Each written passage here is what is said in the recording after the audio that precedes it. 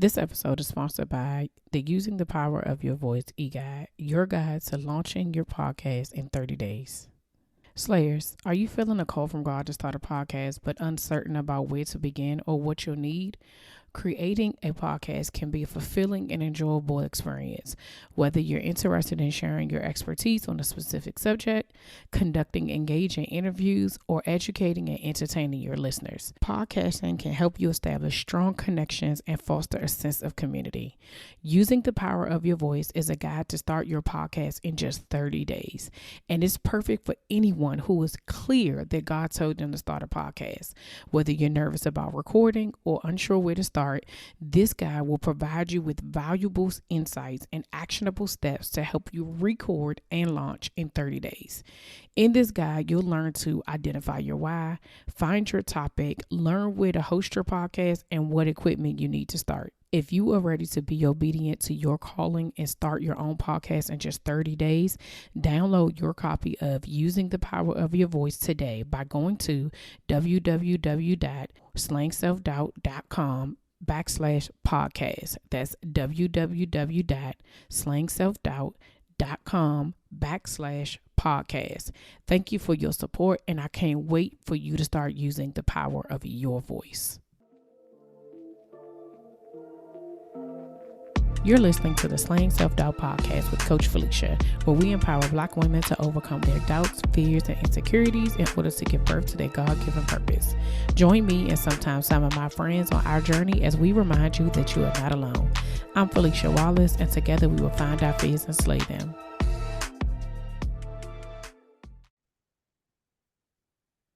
Hey Slayers, welcome back to another episode of Slaying Self-Doubt podcast. I am here with Casey Renae from Snipes Design Agency. Hey Casey, how are you? Hey girl, hey. Hey I'm girl, good. hey.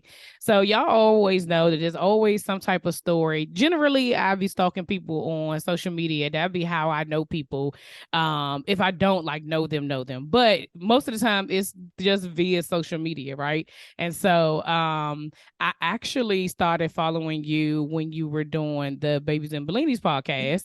And then it just kind of transitioned into that, right? And so I think I learned what you did after that. And then I'm like, Probably learned a lot more about me than you thought. Right. It was a lot. I let down, that was a highlight of a few years when y'all was doing that thing, just go ahead. It's all right. It's all right though. But it was, it definitely, once I saw what you did, I was like, oh man, this is really dope. On top of hearing your regular life story and then figuring out what you do and just watching you just grow that agency and grow what you're doing into what it is today is super, super dope. And so I was just like, okay, I'd be telling myself I can't be stalking people forever. I'm at least gonna have to reach out and just see what they say. And so you said yes. So here we are. And so can you tell us a little bit about yourself and how you got started? So I am Casey Snipes, but everybody calls me Casey Renae. I tell that story all over a million times, but they call me Casey Renae because my aunt, she's no longer with us, but when I used to go to her house, I used to get in a lot of trouble, and she was from Jersey. So she would in her Jersey accent, she'd be like, Casey Renae. And I'd be like, okay, hold on. I knew I was in trouble. So I decided okay, if I'm going to be in the design world, I want to disrupt it and I want to cause trouble in it with my design. So I was like, let me just go to Casey Renae because I couldn't think of what I wanted to be called. And yeah, it's just kind of stuck, and everybody calls me Casey Renae. They think that's my whole. Oh, like that. I thought I actually did think that. Oh no, see, it's just Casey. First and middle name. I was some people got two first names that, and how, hey, listen, you never know until you ask, right? And then when you get the story, and people tell you. It's first and middle name, but so that's how I got started being called Casey Renae. I started designing. It's been years. I was designing when I was young. My mom, she was a kindergarten teacher. She runs a daycare now. Mm-hmm. And at the time, when I was in high school and stuff, I used to go and do her bulletin boards, and decorate those for everybody. And then what happens was her coworkers was like, "Oh, can she do mine too?" And I started, okay. So I have an eye to design on a grid because essentially, nice. a bulletin board is a rectangle and you have to divide into all what they need. Mm-hmm. I was like, okay, I can design on a grid. So then I was like, okay, well, let me take this talent a little bit further. I decided to go to A&T for graphic communications. Mm-hmm. And then I was like, let me keep going just a little bit more because I didn't feel like I got everything I needed from A&T for design wise. I got a great social life though, but not design wise. So then I went to Savannah College of Art and Design where I got my master's at. So that's kind of how I got started. And then I have owned my own business now. I was a teacher. I was a high school teacher teaching art and technology. And then when I had my first son, I was like, yeah, we ain't gonna do this no more. I mean, I was already like doing it on the side and making money for it, but it was like, it wasn't my full time. It was like my side hustle. Yeah. I was like, all right, we're done. Like, I don't want to go back into the school system. So I was like, I'm gone. And it was so funny because the principal, shady, can I curse on here? Yeah, sure. His shady ass. I'm sorry, I curse. You should know that about me. That's why I said, listen, I always say, show up as your whole authentic self, okay? So his shady ass at the end of the school year, after I put my, I'm not coming back, he was like, okay. And then to Miss Snipes, she's gonna go start a business. Y'all go ahead and congratulate her. I was like, damn. Wow. That's supposed to uplift Black women. He's a Black man too. I was like, damn. Sweet. But then I had some teachers come out in the hallway when we were done. It was like, no, I'm so proud of you. Like, good job. But like, I was just like people be hating. Especially if they know that they're losing, which is still shouldn't be the case, right? Like you should always want to see people grow and do the things that they love. But lots of people are selfish, right? Because that means if you gone, I gotta find somebody else. Now I gotta hire. Now he's more focused on himself. But then look at you now, okay? Look at you now. See, I'm glad I left. Then you don't need to worry about it. I hate it. Yes, exactly. I was telling somebody, I don't know what the conversation we were having, and it was about somebody like stepping on your dreams or something like that. And I was like, when I first got into healthcare, I was working for the DC government, and I was just like, this is not this. I no, cubicles is not my life. I can't do this. Y'all got too many rules. Like it's too much. The supervisor was walking by every day like this, like micromanaging. It just was made my back itch. And so when I was like, I was like, I'm going to go there. She'll be back. And I was like, oh, okay then, like, and she didn't. So there's that. I was just like, oh, on purpose, I'm gonna make sure I don't ever want to see you again because that was just rude. Yeah. I'm not employable. I'm it's just it is. It's not possible anymore. Yeah, it's just it ends up being that way, right? Once you make your own rules and you can do your own thing, it's just I'll be like, I can't work for everybody. It's not gonna work for me.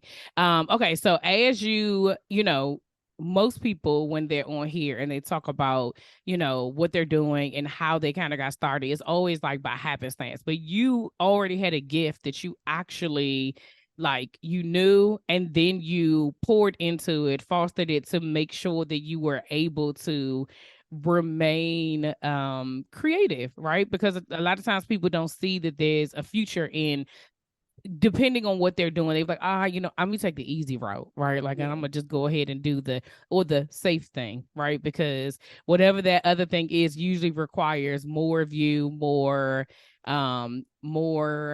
what's the word I'm looking for? I can't even think. Yeah, like it requires more. It's just not standard, right? And so then you have to kind of step outside your, and a lot of times that brings some uncomfortability, some insecurities. And so even though you started and you knew kind of what you were doing and what you wanted to do, how has self-doubt showed up in your journey? So real quick, I always tell people, if I didn't do this, I would be an astronaut. I mean that from the bottom of my heart. In the space. Okay. Yeah, no, seriously. Okay. I would have been the astronaut. I can tell you everything about the moon, the stars. I had telescopes, everything. Okay. So it was between I just want you to know that those are on the spectrum of that is is it not? Okay, no. No, so what I made a magazine when I was like whatever 1997 was for me. I have this magazine and that's how I also kind of knew the design, kept the design. So it was called Dateline Space. It's right back there too. It's so funny. But it it's a magazine, and it would like talk about the Hubble space and like everything. Yeah. And I designed it. I made business cards. Like I was the editor of the magazine. Girl, and, you was and out here everything. already doing the stuff. Yeah, and I was like in middle school. I think I was like in 8th grade, 7th or 8th grade. So one of the two, but I was passionate about both. But as far as your question about doubt, yeah, I deal with, I guess you consider imposter syndrome, kind of doubt. I dealt with that heavy. I still to this day like deal with that. I think what happens for me though is so God gave me 3 gifts, and I'm very vocal about that. I can educate. All my aunts, uncles, they're all teachers. My brother's a teacher. I was a teacher. My mom was a teacher. Everybody's a teacher. My dad, he's a substitute teacher right now for retirement. We're teachers. I have the gift of gab because I have this thing where you can put me back on the charger, but I'm one of the people like, we're out. I don't ever like anybody feel uncomfortable. I talk to anybody. I'm a very approachable person. And I can design. So those are my 3 gifts. So I try to stay in the zone and operate in those. Yeah. So whenever I feel doubt about a gift, now if it's something that like body image and things like that, I'm pretty good at, because that's life. I mean, this is all just life. Yeah. But I feel like things like that, I'm not a fitness person. That's not my lane. That's not my journey. Doing this stuff, when I work out now, it's to balance me keeping my mind together for my gifts. Yeah. You know, granted, I always make a joke like, I just want to be in a crop top, because I mean, I do want to be in a crop top. I mean, who does it? But that's not the real reason. Like, I made myself go walk around DC this morning, and it was raining this morning. But I did that because it's like, Casey, I lack consistency also. So I was like, Casey, this is the hard part. This is what you said you're going to do. You need to do it. So that's why I'm doing it. But I do imposter syndrome a lot. If you look, I know a lot of people be offended if they got a hold of my phone and how many people are muted, because I just genuinely, I got to a space at one time where people's wins I started comparing people's wins to like, dang, I just know I'm further than them. And I promise I know it's wrong. You know, I say I am a flesh. I say that a lot. I am just a flesh. Yeah. But I offset, then I try to work through that by just like, I'm a revisitor of what I've done. So meaning that people are always so geared to, okay, well, what's next? I did this, so what's next? Yeah. I'm the type of person, I'll go back on my Pinterest board and look like 5 years ago, and I'm like, damn, Casey, you tight, you like, that's what I have to do. I always revisit what got me here. And that for me gets me out of my funk, because I'm words of affirmation. That's my love language. So I have to affirm myself. So I'm really big on like, I'll go back and I'm like, dang, that's cool. I like that. I could have did this. All right. Oh yeah, Casey, you remember when you was in this? And I really talk to myself, because people get so worried about what's next that they just forget that. And people also don't celebrate small things. And I think if you celebrate these things, then it'll bring more reflection and awareness to where you are and where you're trying to go. And it makes a sense of clarity, kind of. And then it'll tell you like, well, why are you even comparing yourself to this person, Casey? Because we just went back and saw you did this, and that's not part of your journey. So I'm really big on that. So when I find myself, I will mute you. And again, it's not anything personal. It's just, I have to do it. I'll mute you, and then I will kind of just take a step back, and I look over everything that I've done thus far, and I congratulate myself for the point that I'm at. Because also, as a business owner, I know that a lot of people aren't here. We follow people on Instagram that are like-minded, right? But the world is made up of how many people? And I only follow about 5,000. So, and maybe the 5,000, let's say 3,000 do what I do, right? Yeah. Okay, that may seem like a big thing, but it's not. 3,000 people out of a billion people. Yes. Nothing. Yeah. You know, so I have to remember how lucky I am to be doing this and living on purpose, because a lot of people don't have that. Absolutely. But you get so stuck and think that those 3,000 people are the end all be all. So you're like on this competitive field, and it's like, no, that's not how this works. So I really try to affirm myself when I'm like really doubtful in a lot of situations. Yeah. So first of all, thank you for sharing about the imposter syndrome, right? Because I think oftentimes people don't, and some of it comes with just like self-awareness, right? I think people don't know how to put a word on what it is that they feel. And if people really were honest with it, most people deal with imposter syndrome. They always feel like that they're not doing enough. They always feel like they're a fraud. They always feel like that what they're bringing to that is the reason why people can't receive compliments. That's the reason why when somebody say something nice to you, you're like, no, all I did was blah blah blah, because you think it's not enough. You think it has to look a certain type of way. So when you are, and I tell my clients all the time that I struggle with that, I'd be like, all you need to say is thank you and I received that, right? Because the minute you go ahead and you disqualify yourself because of your imposter syndrome and your insecurity, you're saying no, that wasn't really me. When I was in my previous job, my supervisor would say stuff and I'm like, all I did was Google, and she had stopped doing that. Like, if I'm giving you a compliment, even if all you did was Google, you had to know to go Google. You didn't copy and paste and just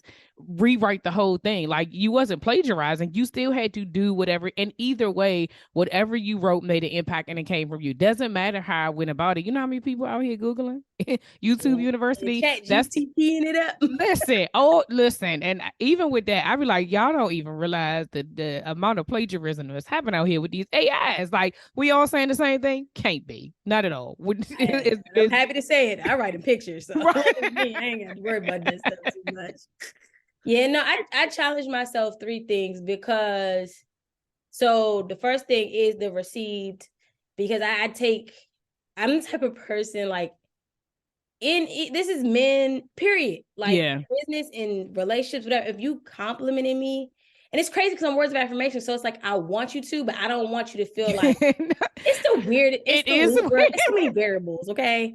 But I know exactly what you're saying. Like, you want to hear it, but I'm like, I don't want to hear it like that. Like, it's this, and then there's also this little sense of control. Like, it got to be when I want it, how I want it, the way it needs to be said. We weird. That's what it is. Yeah, I say received a lot. Also, I'll try to get out of. I've read Woman Involved, and I also went to the tour for Pastor Sarah Jakes, and I'm really she has a part in her book where she says, "Stop saying I don't know when you know." Yeah. So I try my best to stop saying that.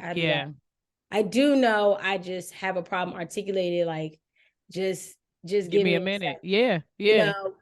So I'm really big on that. So it was one more thing I forgot, because I started laughing, but and then the money thing. So, like, a thing as to, like, adults, when people be like, not even money, but like time, anything where somebody be like, no, I got it. I've learned to stop saying, no, I got it. Like, trying to trump somebody. Yeah. I've learned to stop that. Yeah. Because, like, even with this money, if I'm out to lunch with someone and they be like, I got it.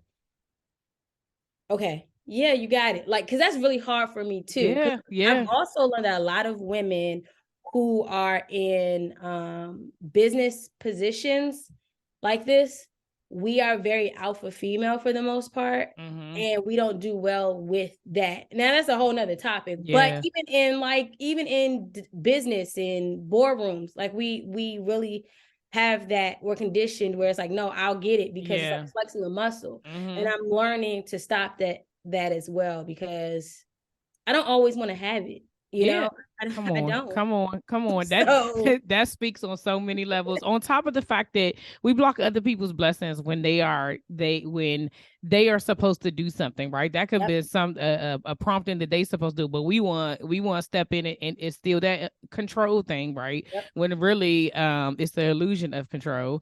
The only thing you control is you. So by saying I received that, taking a pause, and even when you said earlier about muting people, child, the number of people I got on mute too, don't even worry about it, okay? The number of group chats, text, all notifications, all of that stuff. But you know what it is? It's a boundary.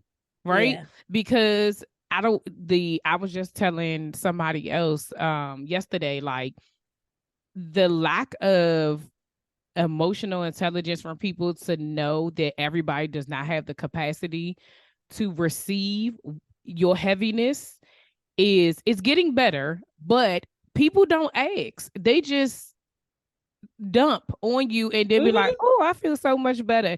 And I'll be like, but did you ask me what I had going on? Did you ask me what I needed? And I didn't realize that I didn't realize how important it was until a friend reached out to me and they said they needed to talk all the different things and they ended with, if you have the capacity to listen to me right now, if not, let me know. And I was like, ooh, okay. And I was just like, actually, I don't have the capacity right now, Yeah. but I appreciate you asking me. But we have to put those boundaries around ourselves because you don't know what people are going through. You They don't will know what it deplete you is. and walk away like, Child. oh, and then you be like, Yes. Now you wearing that's somebody else bricks out here. Like, now why do I feel so heavy? I was just fine an hour ago, and now this other person feels free because they just gave you all of their stuff, and it's not even yours. Like, why yep. do I have your stuff? I don't.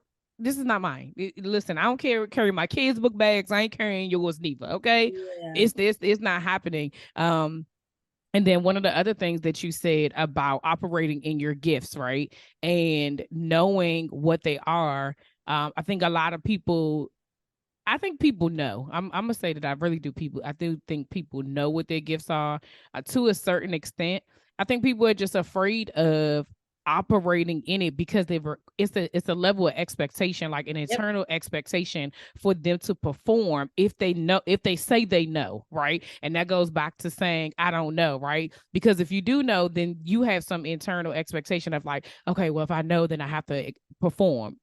Yep. I mean, technically you don't, but then also you get to choose how you show up, right? You get to choose when you want to use your gift. You get to choose whether or not you are going to operate in that, but you can't keep walking around being like, I don't know what I'm supposed to do. I don't know this. I don't know that. You know, we all got it. It was already, child, y'all hear me enough times on here. Your life was already written, whether you're a believer or not. There is purpose on your life. So that means you have a gift. You have a God-given gift that he has given you, and he's waiting for you to use it because we Mm-hmm. all need each other. We need each other in order to do what it is that we're all supposed to do within this earth. And And you'll start so for you till you figure that piece out let me too. say You'll be something. like, Let me all tell you. right.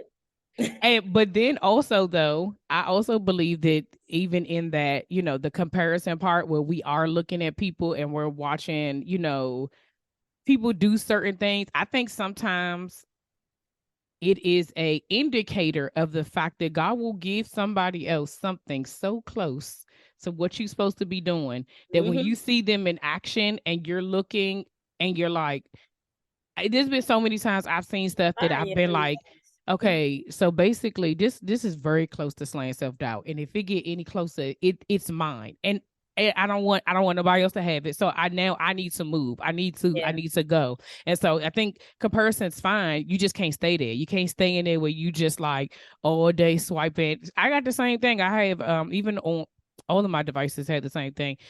I turn stuff off, Yeah, the timer. I have a Instagram. timer on Instagram. Listen, Instagram will let me know. 2 hours You in, got like shut it down. right. Do you want more time? I'll be like, it always happens at an inopportune time. But I recognize that my alert comes later in the day now, right? That joint Mm-hmm. used Mine to does pop up at too. like 10:30. And I'll be like, man, how was I on here for two Yeah, hours I and I usually just get to woke like up? around happy hour time, and I'm like, oh, all right, I did good today. Go me. Right. Yes, same. I'd be like, oh, okay, we made it to 5 o'clock. Good job. Good job. Mm-hmm. But yeah, the other thing that you said is running your receipts, right? Looking at your track record, running God's track record over your life to be able to encourage you in those moments of doubt and imposter syndrome because you've already done it. If we know that we have everything that we need. And if you've Yep. been doing this for a while, somebody said it the other day to me, like, God, you will have breadcrumbs in your life where you'll see, I already been operating like this. I Mm-hmm. already been doing it because it's who you are. It's not what you do. Because even when you were a teacher, I can guarantee you had the best classroom So in the everybody building. everybody love me, my kids are lit. Listen, so that meant that all the gifts that you said that you had of being an educator, having a gift of gab, being a designer, and having that creativity, it shows up in everything that you do. So what you had to do though is choose where you was going to channel it, right? Were you going to give it to somebody else, or were you going to do it for yourself? And sometimes that is the difference. So, I was like, I got a checklist in my head of the stuff that you said. Okay, yeah, that was the last thing. So one of my questions that I did want to ask you is that like practical tips for people who hear this episode and they're like, you know what, I am struggling from imposter syndrome. What's some practical tips that you can give for somebody in this moment to be like, do this to help you get out of that space? So it was so funny because like one day it was a bad day in business. It was bad. It was like the devil put his Crocs on, was like, I ain't gonna waste no time. We're gonna go sport mode or get it right at the face. I was like, I don't know. It was a bad Not sport day. mode. And I don't know. It was one of them days that put you to tears. Yeah, Like, yeah. ugh. So then when I was done, I was praying and I was done and I was like, all right. I went in the mirror and I was just like, just talking to myself. And I'm just like, tears in my eyes, but I'm just talking. I'm like, you got this, blah, blah, blah. And I put it on an IG post and I said, y'all, talk to yourself. Like, talk to yourself. It's like, it's so funny how when something goes on, we always talk to somebody else. And I was really big on that. Like where I was like, I was always talking to somebody else. You know what I'm saying?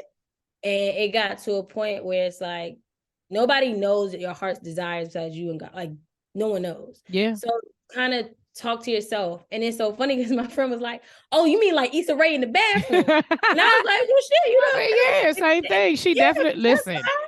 If you want to do it comically, that's fine. But wrap it up, whatever you need to do. Yeah, and I think she was on to something because I came out the bathroom feeling hella good. Yeah. So I think that it's those moments where some people journal. I only take notes for sermons. I don't really journal. I draw pictures for a living again. No words. Listen. Hieroglyphics. So I talk to myself. Yeah. And I think that works. Also, like you kind of have to step away. So I always tell people like, if I feel like something, like I'm not creative, let's just say I'm not creative and I just cannot pull it together. And I even go outside for a walk and I still can't pull it together. Then what I do is I don't press it. Like I don't touch it. I will literally immerse myself in things like I'll go to a museum or I'll look on Pinterest and like look up random words just to kind of see what's going on, like something photography or like shoe photography, like something random. Yeah. Just inspired. So I take myself out of working mode because a lot of things that I notice happen when people are doubtful what they do. And I don't know why we do this. We could be immersed in doubt. We can be immersed in like our thoughts and we then keep trying to work instead of clearing our mind. Like, so you're already trying to finish something that would take you 15 minutes. It's taking you now like an hour to finish because you can't think straight. So it's like, let's just get up. I had a client one time. They needed something. They needed a poster or something I was working on. And it was a corporate client. I was like, yo, I left my house keys. Just follow me. I promise this. Okay. So I left my house keys. And I was like, oh my gosh, I don't have my house keys. I'm locked out the house. Like I was locked out. And I have a garage that's turned into a bedroom, but the window was always broke. It's not broke no more. No, don't get no. But it was at the time it was always broke. So I was like, I'm just gonna open it. I'm gonna shimmy my ass in, and I'm gonna go to the computer, and I'm gonna get it to him. None of that happened. I could not get the window. No, I got the window open, but then we have the bolt door that was locked from the garage. I couldn't even get in, and all this kept happening, and I felt so bad. Right. So then I finally called it. And I'm like, I can't get it to you. I can't get it to you. And then they're like, oh, it's okay. We'll just get something else to do it. Else to do it. Like, we figure it out. So I say that to say, if you have to remove yourself from something, everybody will be okay. Yeah. Yeah. You need to be okay. They will everything will get figured out. Yep. You know, and I think that's what happens. We get immersed in our feelings that we need to process, but then stack on it with like, oh, because I'm running this business, I have to make sure my client service is A1, blah, blah, blah. So let me keep focusing on this. Knowing I still have all this going on, but I didn't get to process it. No, just stop. Yeah. Yeah. Just stop. And then, because also your clients need you to be who you fully are. Yep. Not in still thinking about somebody else's reel that got, 80,000 views and yours only got 80. No, and your mind is still wandering on that. They need you here. Yep. So get up, just stop, because if you don't, they'll go to the next. Yeah. And you'll still be half broken. So just take a moment, just hey, and then go from there. So I just say that this things like doubt and stuff, it's a continuous action. Doesn't be like, oh, I'm cured of doubt. Right. No. It don't work like that. So talking to yourself, just try different regimens, talking to yourself. I go to the library, I do audiobooks, I do things like that. But everybody's different, but I just say, pay it attention. I'm like, I'll be all right. Yeah. Like, we are not our mothers and grandmothers and all that stuff. We have to break. Yeah, you have the information to, I said that 2023 is my year of doing, right? Because I heard an author I was on YouTube or something, and he was like, you hear the saying, when you know better, you do better, but we don't. And specifically within the African-American community, it's like, we don't do. And so if you really want different for your children, you want your children to have a different life than you do, if you want them not to be having to reparent themselves, right? Because we all out here reparented ourselves and having to go to therapy. Paying a therapy bill. Not and not to go to therapy so that you have some accountability, and so that just like you have a doctor and all, but that you have to, in order to function, like, then we have to do, and that requires us to do something different. And so one of the things that when you said about the mirror thing, right, like, that is a big deal, because the self-doubt, the imposter syndrome, is your voice anyway. Right. Yeah. And so in order for you need to rewrite that story, you need to rewrite that movie. And so in order for you to retrain your brain to not say the negative things, you have to speak life into you. You have to speak life into your situation. You can talk to other people, but then that's still somebody else's voice, right? That's somebody else. Sometimes you do need somebody else to hype you up, but 95.8% of the time, it's just you and you, right? Like, it's you in the car, you in the shower, you in your thoughts, because the self-doubt it's all inside of you. And just like you said, like, it's an action. That's what the slang is, right? I was like, it took me a very long time, probably like 2 years. I was like doing an episode and was like, oh, slang, like we're actually doing this, like, every day, every time you show up, every time you get a new client, every time you go to a new job, every time you meet, like, whatever it is that you have to do, you're going to have to slay that thing over and over again, because it's going to continue to come up, because those are the things that I always say, that enemy comes to kill, steal, and destroy, and to cause confusion. Doubt is confusion. And if he can get you to talk yourself out of it, his job is done. He don't have to do nothing else. But guess what? You're gonna be in that wheel, hamster wheel, doubting yourself for days. And all he had to say was, you sure you think you deserve that? You sure that that's supposed to be your job? You want to write a book? You want to start a podcast? You want to apply to this job? And now you're listing all the things that you can't do, when the whole time you're equipped to do it all. So, maybe I'll be in the shower. I went from my thoughts will take me from a millionaire to dead broke. I'm home. I just be. I'm just trying to watch my hands. I don't. In 60 seconds flat, like, you will be like you said, from a millionaire to broke. Okay, living underneath a bridge. Like that is exactly. I said, damn, I'm just here. I'm just trying to wash. I don't. This is it be, but that's how that's it, but you, like you said, you have to know how you operate so that you know how to defend yourself against that so you don't get caught up. So what have you learned about yourself during this journey that you didn't know before? Um, I've learned that I was an extrovert. Like I am an extrovert, but I have stipulations on being an extrovert now because I think that people think that because you're an extrovert, like I don't like people to feel uncomfortable. However, I am not like a party trick, Yeah. And I felt like there were moments where in business, icebreakers, networking, friendships, everything where I kind of felt like I couldn't tell if it was more so let's invite Casey because she's Casey, or let's invite Casey because we know that it'll get us to a common goal of everybody talking and be this vibe that we have. Yeah. I know that sounds some people that might not be humble. I don't know, but that's the truth. I think extroverts can probably relate. Like when you're always on it, then a lot of people feel like they can kind of be off.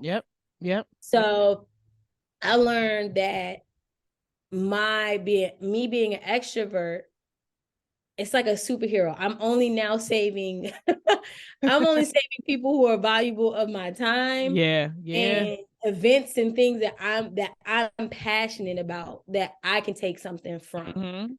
Like I'm not a party trick. So I also feel like being an extrovert in business is also a gift and a curse because that like pick my brain stuff. Like I love to share what I know. I love to I always tell people my DMs are open because they are.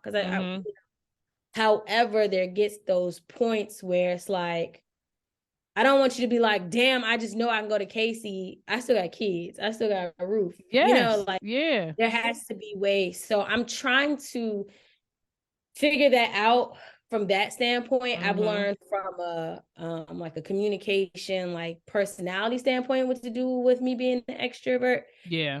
Because there's something in all of it. There's something in being an introvert. There's something being an extrovert. There's something being an ambivert. Like there's a beauty in all of it.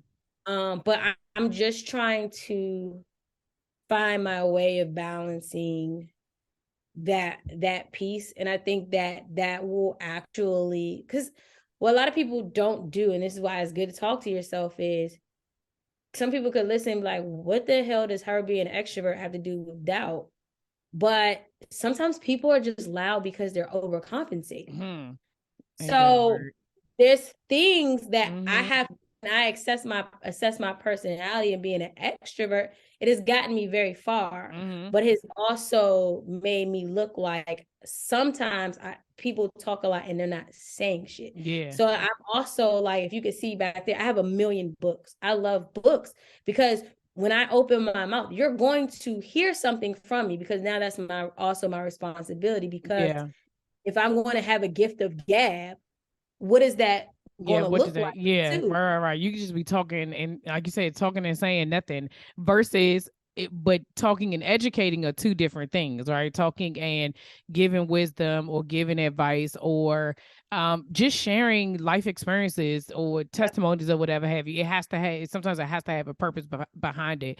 But I know exactly what you were saying about that extrovert not wanting to be a party trick. It's almost, so for those who are understanding that, it's almost being the strong friend, right? It's the same thing. Like you are the person that everybody feels like they can just come to, and if you were to complain or if you were to say something, it would be like, oh, but you can handle it. Oh, but you are, it's and it's not really you for the most part, it's other people's perception of you. But when you realize that is other people's perception of you, it is your job to change that. It's your job to put those barriers in place to be able to be like, my phone is on do not disturb at 4:30.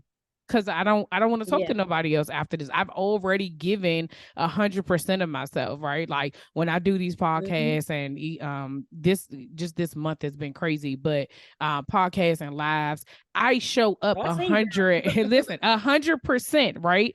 And afterwards, bruh, I'd be like, don't nobody say Oh, nothing to me. I know. Don't say anything to me. And I'm an ambivert, so I can be up and then I need my time. And my husband used to be like, "Oh, why you just seem so tired?" And I'd be like, because if you have to bring 100% of yourself to maintain a conversation, to maintain an energy, to maintain a vibe, to create space, to facilitate, that is draining. And most Very people who do draining. not have to do that because they're comfortable being on the sides, you can just say whatever you want to say. But when people expect for your whole self to show up in a space, it's too much. And Yeah. so, child, no, I can't come. I'm not gonna be there. I always say my cousins and my sisters call me the queen of no. I don't say no to everything, but I will. Let me see how I'm going to feel. Let me Yeah. think about it. I will contemplate it before I say yes. I'm not saying yes off the break, because if it don't serve me, I have to deal with me after that. I have to be the one that, and like you said, if I give you all of this, then I have nothing else for myself. I have nothing else for my family. I have nothing else for my clients. Like, so you have to be able to manage that so that you are not empty, right? I heard somebody say that, like, your cup is for you, the salsa is for everybody else. So if your cup is not full, you don't got nothing else to give. At all. You don't have nothing. So you have to figure out a way to refill your cup personally so that people can get your overflow. But if you don't have no overflow, baby, we empty. It is on E. Okay. We got absolutely nothing. So I want to talk about what it is that you do. I know we talked about graphic designing, and you mentioned, you draw. So hieroglyphics, you ain't using no letters, okay? She not writing no words. So what is it that you do? And if somebody wanted to work with you, what could they expect from you? So I am a brand designer. Sorry, I'm a brand designer. I am the owner and the creative director for the Snipes Design Agency. We just pivoted, so we currently work with beauty, health, and wellness brands, small businesses, and corporate. And we kind of just like to say that we work under intentional design to help clients leave their beauty mark on the industry. So we have been very lucky in the clients that we've had. We do a lot of brand identity, packaging, and then we also offer creative direction, where we kind of say, hey, you don't know what you want your brand to go, but this is like, talk to us, tell us your mission, tell us your goals, tell us everything that you wrote in the middle of the night when you were just up thinking about your business. Yeah. And then we kind of make a bigger picture for what it looks like as far as like social media, as far as brand identity, even down to like sometimes advertisements or ad space for certain platforms. So that's what Snipes Design Agency in a nutshell pretty much does. And I love it. Yeah. So I love the fact that is there, so let me, because I told you I've been stalking you, so I know it's just transitioned a few times. Okay. So what made you say beauty and wellness? Like, why was that the industry that you wanted to make your mark in?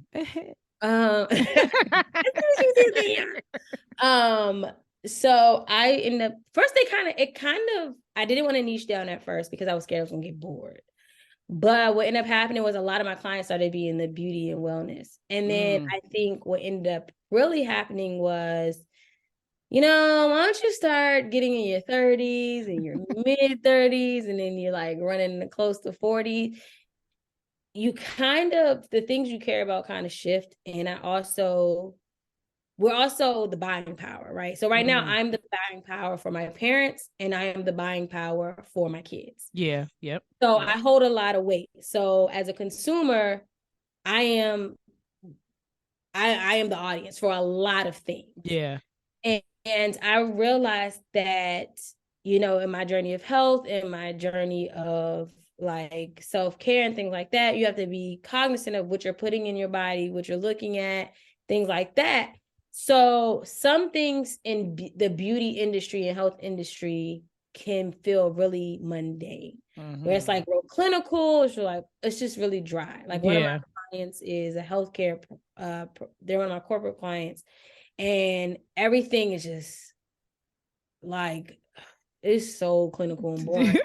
All the terminology, all of but it. everything that they're saying is important. You need HIV testing, you need COVID shot. Like there's very important things. And I'm just like, I'm the buying power because you want me to tell my parents about this, but you also want me to bring my kids in and you want me to come in. Yeah. So when I started to kind of assess that and noticing that I was playing that role, I was like, okay, I care about this. You know, restaurants are cool, but a lot of my time has been doctor's appointments, in beauty care, make sure my parents have this, blah, blah, blah. And I just kind of found myself immersed more in the culture of beauty and health and wellness, what was going on. And I was just like, that needs to be rebranded. Like they could do this, they could do that. And I just kind of was like, yeah, that's a wrap. Let's just focus on this. You know, let me just focus. No, but that's dope, especially because, like you said, when you get, and so you stopped at 30, so I'm gonna go ahead and add when you get into your 40s, that all of that stuff becomes so much more important. I promise you, when I was like in my teens, I used to make fun of my mother all the time. Her and my aunt would have these little packets of vitamins, right? And we would just joke around like, "You're taking your vitamins." She'd be like, "Girl, you just wait." Bro, when I tell you I got about 9 vitamins take a day, I took a little bag to Denver. He was like, "What is that?" I said, "These are my vitamins." And we finished eating, and he was like, "Oh, I'm congested." I said, "Hold on, I got papaya with chlorophyll. Here, go take these." I promise you, I'm always like, "Oh, look, this helps with this. This will change it." And I was like, "Hey, listen, you got some moringa, you got your turmeric, you out here." My kids, I was like, "Do it have root in it?" Listen, okay, because when you get older, like you said, that buying power, you're paying attention to the thing. I didn't care about none of that stuff when I was in my 20s. Like, why? What difference did it make to me? But now it's like, no, these are the things that matter. My health and my wellness matters. And like you said, when you're in that space of like, okay, y'all are getting old, but I need y'all to try to stick around. And so I need to be able to tell, you can't be out here doing everything. And then y'all can't make the same mistakes that we did. So you ain't gonna be eating all this other stuff. We're gonna be eating more vegetables, all that stuff. So when you're paying attention to those things, it makes total sense that you gotta be like, now why I'm gonna eat this instead of this? Like, what's the, you start to care. And branding matters, right? Like when you see certain things and people, what catches people's eye and what things, sometimes we know advertisers a lot of times it's just like whatever gets repeated over and over again. But sometimes I can look at something and be like, and specifically for me in that area, because my background is in healthcare, I'd be like, no, let me read the box, let me see what else, let me look up their bio, let me not. I'd be like, before I go anywhere, I have to find a doctor for something. But the amount of research that I need to do, because I'm very like strategic about who is going to be a part of my wellness care, it's taking me like 2 months because I can't find it. And I just be like, I need to just go. Because people don't think about it. It sucks because health, especially with health and wellness, beauty, they're gonna always that's kind of unwritten rule. They're gonna push on. But with healthcare, they're just kind of like, I know you need us, so why? It's forever, right? You're gonna but always it's just need like, something. yes, we need you, but it don't have to be boring. it doesn't. It doesn't. It really doesn't. And I'm thankful for that. The clients that I do have, they kind of let me, push the envelope. They let me put a little orange. They let me put some color. Right. And it's even just that, even though it sounds little, you would notice an orange situation over gray, silver. Like. So I'm working with brands who definitely let me help them do that, with the understanding that you need to focus on who is the person who's telling people about you. You can't brand to my parents anymore, because my parents are they're not driving there no more. They're not doing the things to do that. I am doing it for them. So you have to change your audience so that how do I get that person here? And then it's longevity, especially in healthcare, because generally, if you do well with my parents, then I trust you with me, and then I'm going to refer you down and out, right? It's going to go Yeah. in that order. So no, that is dope. So from a previous healthcare, well, thank you for rebranding, because it is dry and it's very boring and medicinal. Okay. And that's the reason why people don't be coming. They be like, ain't nothing fun happening here. Yep. We just saving lives. That's all we doing. That's all we doing. Boring. Casey Renae, thank you so much for joining us today. How can people connect with you? How can they find you if they just want to get some inspiration? They want to hear you talk about your story, or if somebody wants to work with you, where can they find you? So I am Casey Renae on Instagram, and you can also do at Snipes Design Agency. And the website for that is www.snipesdesignagency.com. And yeah, that's about it. Once you're on Instagram and you click the link, all my other links to like my YouTubes and TikToks and everything else. But everything is I am Casey Renae across the board.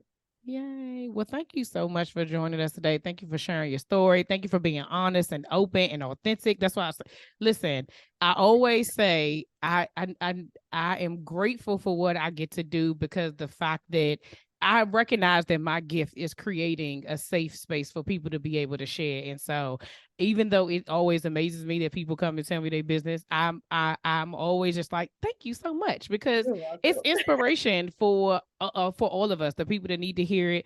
And I think it's also that running that track record again, when you say it out loud and you're able to, as we're having this conversation, there's some, people don't recognize, but there's some boosting that happens in there. Because when we get off this, people like, dang, I am that girl. I am her. You are. I am she. I am she, and she is me. Okay. So thank you again so much. I really do appreciate you. You're welcome. Thank you for having me. You're so welcome. All right, y'all. Until next time. See ya.